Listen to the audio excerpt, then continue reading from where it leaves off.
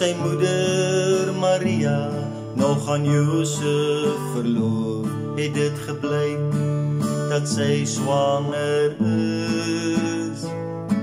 Maar Josef wou haar nie tot skande maak en het besluit om die verloving te verbreek.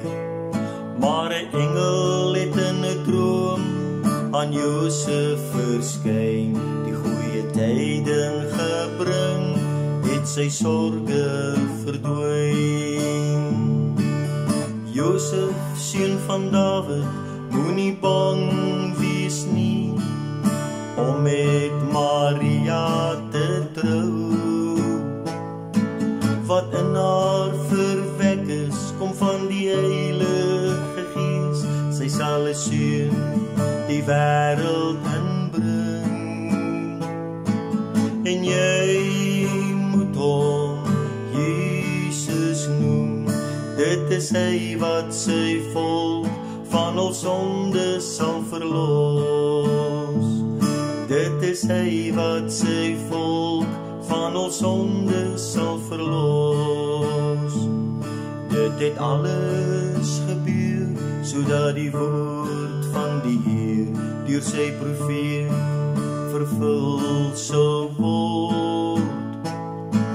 Die maagd Maria sal swanger word en 'n seun die wêreld inbring.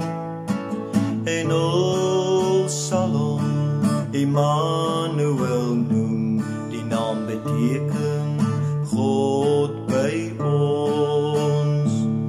En vandag nog herdenk ons die geboorte van ons Heer en ons kinders van Jesus te leer. Kersfees vir Josef, vir jou en vir my, ons herdenk weer die geboorte van God se seun.